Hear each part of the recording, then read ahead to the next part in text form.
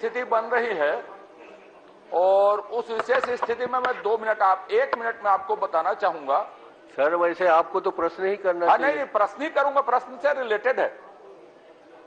कल माननीय एक मंत्री जी ने कहा कि मैं पेपर में पढ़ के संज्ञान लिया, एक मेरे ध्यानाकर्षण में। ठीक है। आज इस उत्तर में इन्होंने दिया है एक संस्था का नाम CMIIE संस्था द्वारा बेरोजगारी दर के आंकड़े प्रसारित किए जाते हैं। फिर नीचे लिखते हैं कि यद्यपि सरकार इस आंकड़े को मान्यता नहीं देती, तो क्या प्रश्न के उत्तर में हम किसी प्राइवेट सर्वे का उल्लेख कर सकते हैं शासकीय तौर पे, और हम एक प्राइवेट सर्वे के रिपोर्ट में बहस कर सकते हैं? यहां यह महत्वपूर्ण है, क्योंकि इसमें उन्होंने ही लिखा। कल एक मंत्री जी ने कहा कि मैं पेपर के आधार पर जांच कर रहा हूं। थोड़ी देर इस पर आइए आप अपने। नहीं तो इसी में आप बताइए ना, प्राइवेट संस्था के सर्वे पर सरकार बोल रही उसको मान्यता नहीं देते और उसका उत्तर में उल्लेख है कि इसके बेरोजगारी आंकड़े को प्रसारित क्यों? चलिए माननीय अध्यक्ष महोदय, नहीं आप क्लियर कर दीजिए इसको। मैं पहले जानकारी तो ले लूं कि उस संस्था को, एक बात है संस्था को मान्यता नहीं देना और संस्था के आंकड़ों का सरकार द्वारा उपयोग, दोनों अलग अलग मामले। प्राइवेट संस्था समझ गया। संस्था को मान्यता नहीं मिला है या नहीं दिया है, ये शासन का है। देखिए उसके आंकड़ों को अगर शासन जरूरी समझता है, यहाँ बताना चाहते हैं, पूछ लूं मंत्री से मैं। आप पूछ लीजिए। माननीय अध्यक्ष महोदय, जो प्रश्न लगा है अध्यक्ष महोदय, मैं आज चाहूंगा कि एक बार आप उसको पढ़ लें। उसके ग में इन्होंने स्पेसिफिकली नाम के साथ पूछा है अध्यक्ष महोदय, उस चीज को उन्होंने नाम के साथ पूछा है, इसलिए मुझे उस उत्तर में उस प्राइवेट संस्था का नाम देना अनिवार्य लगा। अच्छा ठीक है माननीय अध्यक्ष महोदय, यह नाम मैंने नहीं पूछा है। इस संस्था का उल्लेख बार बार ये सरकार करती। अब मुझे ये बताइए, एक बार आप होती देखो, पढ़ रहा हूं। अच्छा, आपका प्रश्न है क्या CMIE के आंकड़ों को मान्यता दी गई सरकार द्वारा स्वीकार या मान्यता दी गई है? यदि हाँ, तो इस संस्था ने किस आधार पर मूल्यांकन किया है और बेरोजगार की परिभाषा क्या दी है? आपने पूछा है इसलिए बता रहे हैं कि आया है। तो अब मैं ये पूछा हूं आपसे कि इन्होंने कहा है कि वो आंकड़े प्रसारित करती। ये बार बार इस संस्था का उल्लेख करते हैं, इससे पहले भी प्रश्न के उत्तर में उल्लेख कर चुके हैं, लेकिन इनकी मान्यता नहीं देती सरकार उसके आंकड़ों को। ठीक, मेरा मुख्य विषय जानने का यही है कि जिसको मान्यता नहीं देती है सरकार, क्या उसको बार बार उल्लेख कर सकती है? क्या हम उसमें बहस कर सकते हैं क्या? मैं आपसे जानना चाहता था, उनसे नहीं जानना चाहता था। मैं इसमें मंत्री जी की मदद ले रहा हूं, कुछ आपत्ति है आपको? नहीं, मैं अपनी जानकारी बढ़ाने के लिए मंत्री जी की मदद ले रहा हूं, इसमें तो आपत्ति नहीं है। नहीं, बिल्कुल नहीं है जी मंत्री जी। माननीय अध्यक्ष महोदय, पिछले 9 साल से NSSO ये एक संस्था हुआ करती थी अध्यक्ष महोदय, नेशनल सैंपल सर्वे ऑर्गेनाइजेशन इसको बोलते थे। ये ऑर्गेनाइजेशन पहले केंद्र सरकार के तरफ से हर राज्य के लिए बेरोजगारी आंकड़ा प्रस्तुत करती थी, लेकिन पिछले 9 साल से इसको बंद कर दिया गया अध्यक्ष महोदय। अभी किसी भी प्रदेश का सरकारी आंकड़ा प्रस्तुत नहीं होता है। सिर्फ एक ही संस्था है अध्यक्ष महोदय, जो अभी प्राइवेट संस्था अध्यक्ष महोदय, जो बेरोजगारी आंकड़ा प्रस्तुत करती है। उसके अलावा कोई और संस्था है नहीं। तो उसने जो आंकड़ा प्रस्तुत किया, हम उसको मान्यता नहीं देते अध्यक्ष महोदय, लेकिन आप कोट करेंगे उसको अध्यक्ष महोदय, कहीं ना कहीं अगर उसमें बेरोजगारी का आंकड़ा आया है तो हम उसको कोट करते हैं अध्यक्ष महोदय, और यही मेरे उत्तर में है। चलिए, नहीं, असल बात मुझे उसके उत्तर से ही है। मैं आपसे जानना चाहता हूं, विधानसभा में एक मंत्री जी ने कल कहा मैं पेपर के आधार पर कार्रवाई करता हूं, मैंने कहा मैं पेपर कटिंग और देता हूं, कार्रवाई करेंगे क्या करके? आप बोल रहे हैं उसकी मान्यता नहीं देते, तो मान्यता जिसको नहीं देते उसकी बहस हम विधानसभा में उल्लेख या बहस कर सकते हैं क्या? मैं आपसे पूछ रहा हूं। जिसकी राज्य शासन ने स्वीकृति नहीं दी है, जिसकी मान्यता नहीं दी है, ऐसे किसी भी प्रकार के शब्दों का मूल्यांकन का यहाँ बहस नहीं होना चाहिए। ठीक, थैंक यू कहा आपको। हाँ चलिए, अब आगे अब प्रश्न पूछ रहा हूं। आंकड़े में पहले तो मैं आपको बता देता हूं साहब, ये पंजीकृत चाहने वालों, रोजगार चाहने वालों का पंजीयन करते हैं। इन्होंने जो आंकड़ा दिया है परिशिष्ट में, माननीय अध्यक्ष महोदय, 2019-20 की स्थिति में 21,19,356 है।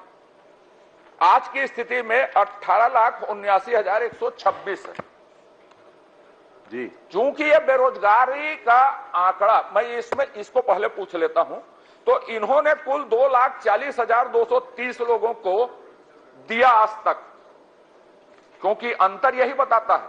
लेकिन उत्तर में यह बताया है कि शासकीय सेवा में 33,333, इसी उत्तर में। फिर अशासकीय संस्थाओं में रोजगार 50,725, फिर स्वरोजगार 50,000, 5 लाख 9,559, मैंने कुल मिला के 5,63,617 होता। इसको पढ़े ऊपर के कॉलम को तो 2,40,000 होता है, दोनों उत्तर में। तो ये कौन सा सही है, पहले ये जान लूं मैं। माननीय अध्यक्ष महोदय, दो अलग अलग विषय हैं अध्यक्ष महोदय, और माननीय सदस्य दो अलग अलग चीजों को जोड़ के बोल देते हैं और ऐसा परसेप्शन क्रिएट करने की कोशिश करते हैं कि आराम से ये कुछ और है, वो कुछ और है। अध्यक्ष महोदय, जो बेरोजगारी आंकड़ा प्रस्तुत किया गया है उसमें स्पष्ट बेरोजगारी जो पंजीकृत बेरोजगार है।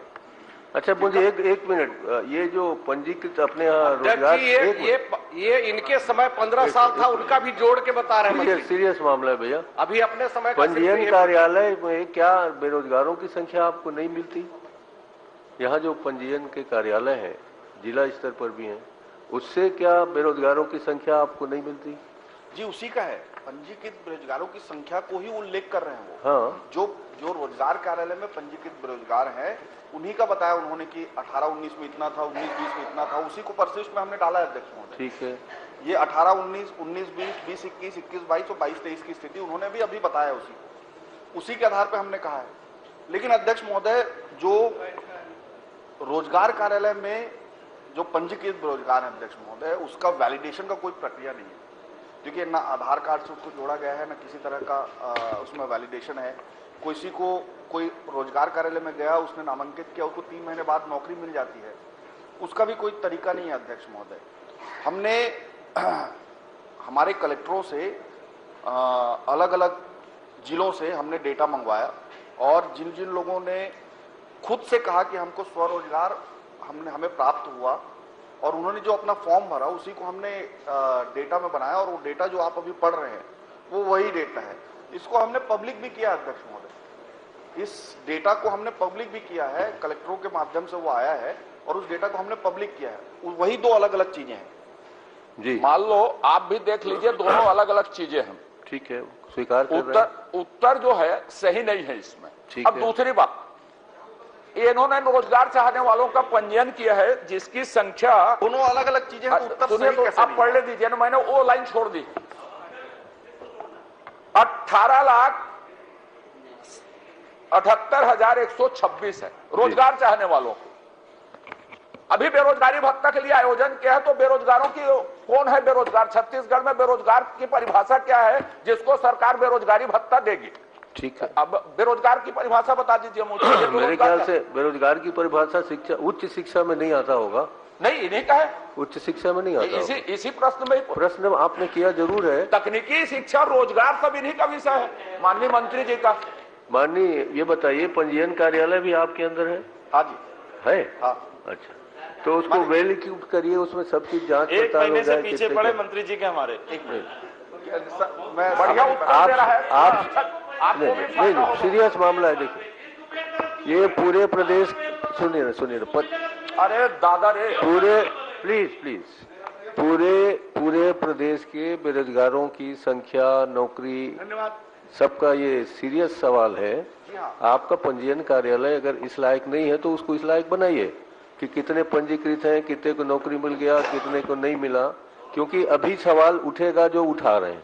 नहीं अध्यक्ष महोदय, अभी आप बेरोजगारों को, मैं सुनिए ना, मैं इसको आप बेरोजगारों को बेरोजगारी भत्ता देने वाले हैं, धन्यवाद। बिल्कुल, हम लोग सीरियस तो उस समय तो पता हो कि कौन बेरोजगार है। मैं 1 सेकंड आपको, हाँ, बताइए। 1 सेकंड लूंगा आपको पूरी स्थिति को समझाने के लिए। अध्यक्ष महोदय, रोजगार कार्यालय में जो पंजीयन होता है अध्यक्ष महोदय, उसका वैलिडेशन का प्रक्रिया नहीं है। आधार कार्ड आप मैंडेटरी नहीं कर सकते उसको, आप मैंडेटरी नहीं कर सकते, इसलिए आप उसको वैलिडेट क्यों नहीं कर सकते ये पूछ रहा हूँ। मैंने अध्यक्ष महोदय, ये कोर्ट का भी आदेश है कि आप इसमें मैंडेटरी नहीं कर सकते, इसलिए हम लोग उसको मैंडेटरी नहीं कर सकते। इसीलिए अगर कोई व्यक्ति रोजगार मांग रहा है, उसके पास आधार कार्ड ही नहीं है, तो फिर वो आदमी कहाँ से आया? जी, जो व्यक्ति रोजगार मांग रहा है उसके पास यदि आधार कार्ड है ही नहीं, फिर उसको आपकी क्यों जवाबदारी है कि आप उसको रोजगार दें? अध्यक्ष महोदय, रोजगार कार्यालय जो पंजीयन है उसमें आधार कार्ड आप मैंडेटरी नहीं कर सकते, क्योंकि क्यों नहीं कर सकते ये मैं जानना चाहता अध्यक्ष हूँ। महोदय, कोर्ट क्या आदेश दिया है, किस कोर्ट ने मैंडेटरी नहीं कर सकते? क्यों नहीं कर सकते, मैं कोर्ट से ही जानना चाहता हूँ आपके माध्यम से। अब उसके जब हर चीज में आधार कार्ड की जरूरत है, हाँ, तो इसमें क्यों आधार कार्ड की जरूरत नहीं?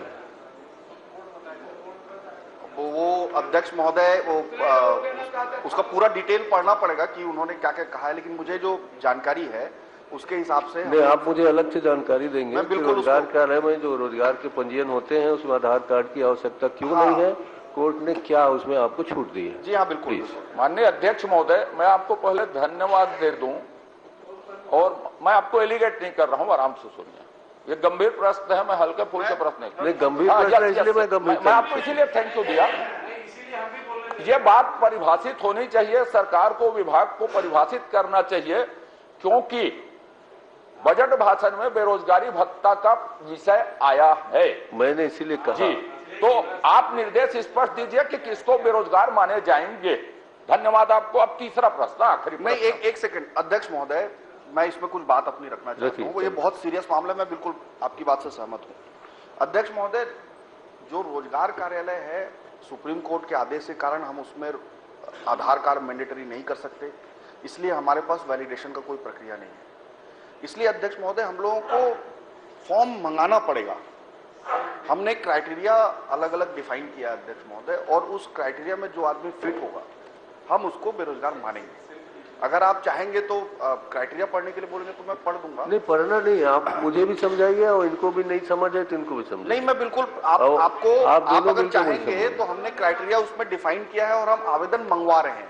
नहीं, बहुत बड़ा आपने भार उठा लिया है कि शासन इस बार बेरोजगारों को रोजगारी भत्ता देगी जी, तो अपने पास बेरोजगार की परिभाषा होनी चाहिए, बेरोजगार का चिन्हांकन होना चाहिए, उसके बगैर किसको आप देंगे? वही तो मैं बता रहा हूं अध्यक्ष महोदय, हमने क्राइटेरिया बनाया है कि किसको बेरोजगारी भत्ता दिया जाएगा। ठीक है, उसमें उम्र का भी डेफिनेशन है। पटेल में रखवा दीजिए उसको साहब, सब पूरा प्रदेश जान लेगा। नहीं, अभी बना रहे बना रहे तो बनने, अभी तो बन रहा है भाई, पहले ही अरे पटल यार, में कैसे रखोगे?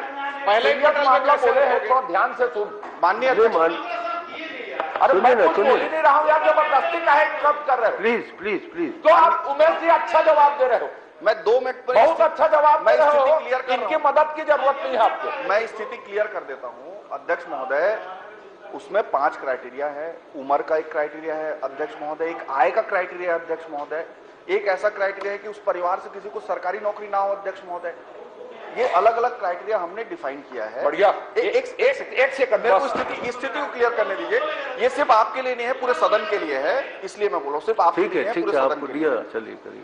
ये 5 क्राइटेरिया हमने तय किया अध्यक्ष महोदय, और ये इसका उत्तर आज के ही पटल में रखने की जरूरत नहीं है। आज के ही शिवरतन शर्मा जी ने जो प्रश्न पूछा है उसमें ये जवाब आया है। अच्छा, तो ऑलरेडी ये विधानसभा का ये बन गया है हो गई है, तो इसलिए उसकी जरूरत नहीं है। और जहां तक मैं आपको ये आश्वासन, या मैं क्या बोलूं, इसको निश्चित करना चाहूंगा कि बेरोजगारी भत्ता देने के लिए सरकार सुनिश्चित है, सुदृढ़ है, और बेरोजगारी भत्ता देगी अपने गिवन क्राइटेरिया पे। माननीय अध्यक्ष महोदय, एक मिनट, क्योंकि सीएमआई को मान्यता नहीं देती है सरकार। ठीक है ना, अगला प्रश्न पूछिए। जी, आप उतना मदद किए, आपने हमारा मंत्री को बोले, सरकार को वो डिटेल बता रहा, वो कितना बार पूछेगा? उनके पूरा मामला जिम्मेदारी है क्या? उनको भी कुछ तो मामला कर दिया होना चाहिए। जी पूछिए, क्या सीएमआई के डाटा के हिसाब में आप परिशिष्ट पढ़ लीजिए। इस सरकार ने माननीय एक सेकंड, माननीय अध्यक्ष महोदय, अभी आपने उनके द्वारा जो बात रखी गई थी कि प्राइवेट संस्था की आप डेटा का उल्लेख नहीं कर सकते विधानसभा में, और उसी को पूछ नहीं, मैं दूसरी चीज पूछ रहा हूं, आप पूरा सुन लीजिए। मैं समझा अच्छा उत्तर दे रहे हो, कोई नई बात लाओगे तब। आप ये एक गंभीर विषय। हाँ जी, आप गंभीर ही उठाते हैं। नहीं, लेकिन अध्यक्ष महोदय, कितना अनुपूरक प्रश्न। आप मेरे पर छोड़िए ना। नहीं सुनिए तो कितना, लेकिन ये 15-20 से ऊपर पूछ चुके हैं। जो मामला छत्तीसगढ़ के बेरोजगारों के भविष्य के साथ जुड़ा हुआ है, वो मेरे लिए ज्यादा गंभीर है। मैं उसमें 2, 3, 4, 5 जितनी जरूरत समझूंगा उसकी अनुमति दूंगा। आखिरी प्रश्न है भाई, बहुत आपत्ति ले रहे हैं। चलिए। तो उस संस्था CMII जिसकी मान्यता सरकार नहीं देती, 0.4%, 0.5% छत्तीसगढ़ में न्यूनतम बेरोजगारी दर, इस विषय में 2 करोड़ रुपए का विज्ञापन दिया। इसी में उत्तर में 2 करोड़ रुपए का विज्ञापन दिया। शासन ने दिया? हाँ, शासन ने दिया। तो क्या यह अनियमितता की श्रेणी में आएगा कि नहीं आएगा? और यदि आप अनियमितता मानते हैं, ऐसा दे सकते हैं प्राइवेट संस्था की रिपोर्ट में, तो क्या उसकी वसूली होगी या वो सही है? ये गलत है कि सही है? और यदि गलत है तो क्या उसकी वसूली करेंगे क्या? आपको जानकारी है इसकी? माननीय अध्यक्ष महोदय, उत्तर में है भाई साहब। सॉरी माननीय अध्यक्ष जी। माननीय अध्यक्ष महोदय, ये बात सही है कि सरकार ने 2 करोड़ का विज्ञापन दिया। चलिए अध्यक्ष महोदय, ये अगर कोई डेटा पूरे देश के लिए एक भले ही प्राइवेट संस्था है, चूंकि केंद्र सरकार अपनी जिम्मेदारियों से पलट गया।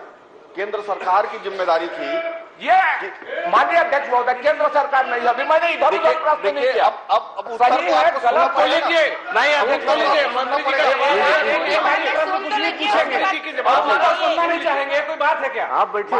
अरे उत्तर दे रहे हैं, उत्तर को सुनिए। बैठिए।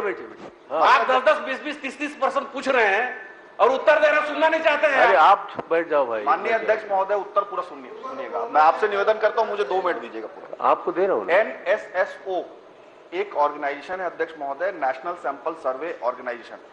सेंट्रल गवर्नमेंट इसके द्वारा बेरोजगारी का आंकड़ा प्रस्तुत करती थी। मनमोहन सिंह जी की सरकार में हर साल लगातार ये आंकड़े प्रस्तुत हुए अध्यक्ष महोदय, और पब्लिक होते थे अध्यक्ष महोदय, जिसके द्वारा हर राज्य अपने बेरोजगारी आंकड़े को दिखाता था। जब से मोदी जी की सरकार बनी है केंद्र में, तब से ये आंकड़े आना बंद हो गए। और अध्यक्ष महोदय, मेरा आरोप है कि ये आंकड़े इसलिए बंद हुए क्योंकि बेरोजगारों को नौकरी देने की बात हुई थी, उसको छुपाने के लिए। ये मेरे प्रश्न का उत्तर है। ये मेरे प्रश्न का उत्तर है। ये मेरे प्रश्न का उत्तर है अध्यक्ष महोदय। नहीं है, मैं मान रहा हूं नहीं है। अध्यक्ष महोदय, अगर इस तरह का कंडीशन है आपके पास, और पूरे देश में सिर्फ एक ही संस्था है जिसके द्वारा बेरोजगारी आंकड़े प्रस्तुत होते हैं, हमने उस आंकड़े को कोट किया और उसके द्वारा विज्ञापन जारी किया, इसमें क्या अनियमितता अध्यक्ष महोदय? अरे मेरा एक छोटा सा प्रश्न है, जिसको आप मान्यता नहीं देते उसका विज्ञापन देना उचित है, अनुचित है, गलत है, सही है? आप मान्यता देते 1000 करोड़ का विज्ञापन दे दीजिए ना, मुझे कोई आपत्ति नहीं है। तो यह करप्शन पूरा देश जिस आंकड़े को प्रस्तुत कर रहा है, पूरा देश मान रहा है, भारत सरकार मान रहा है, इनके लिए अलग मान्यता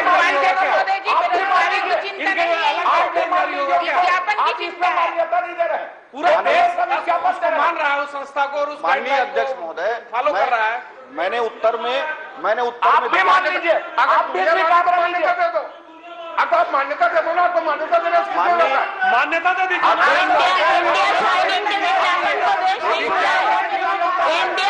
इंडिया विज्ञापन को देश नहीं भूला है।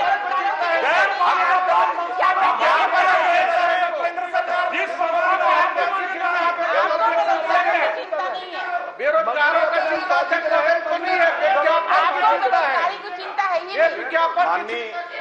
अध्यक्ष जी, माननीय अध्यक्ष तो सीधे सीधे करप्शन का मामला है माननीय अध्यक्ष जी।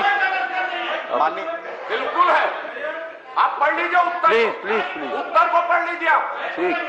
माननीय अध्यक्ष जी, एक करप्शन का जो आरोप लगा रहे हैं उसको आप विलोपित कराइए। माननीय अध्यक्ष जी, आप शांति से बैठिए।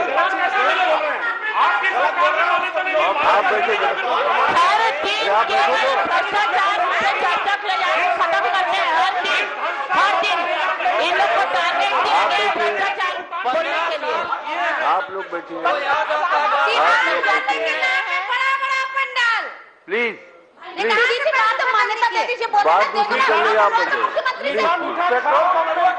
आप बैठ जाइए। हाँ बोलवा दो मुख्यमंत्री से, हाँ बोलवा दो, हाँ बोलवा दो ना। आप बैठ जाइए। पेट्रोल पंप का माननीय अध्यक्ष महोदय, जिस संस्था को मान्यता नहीं हो तो कैसे भुगतान होगा? चलिए चलिए बैठिए। माननीय अध्यक्ष जी, आप मान्यता दे दीजिए, फिर भुगतान करिए ना। बोगस सर्टिफिकेट प्राप्त करने के लिए इस संस्था को 2 करोड़ का विज्ञापन दिया गया। आप सुन लीजिए, अब उत्तर सुन बाकी लोग कहते हैं मोदी में ध्यान चलिए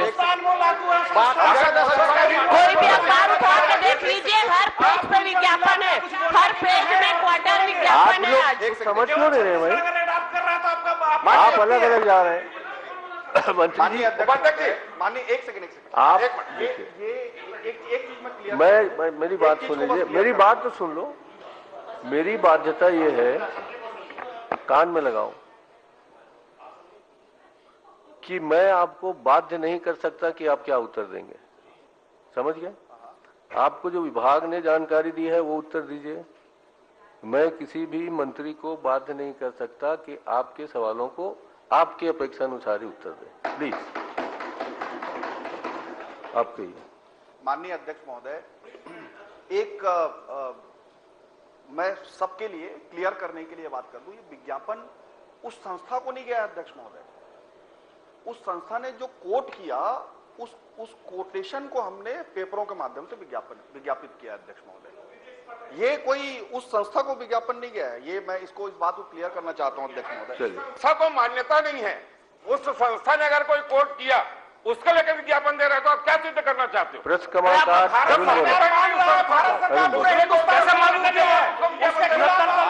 जितना पैसा किसान को फसल बीमा का नहीं मिला, उससे ज्यादा फसल बीमा का विज्ञापन हो चुका है। देहात हाट की एक दुकान दी गई है, देहात किसानों के बीज विक्रय और दवाई विक्रय की दुकान देहात है, उसमें मोदी जी की फोटो लगाना जरूरी है। जनता के माननीय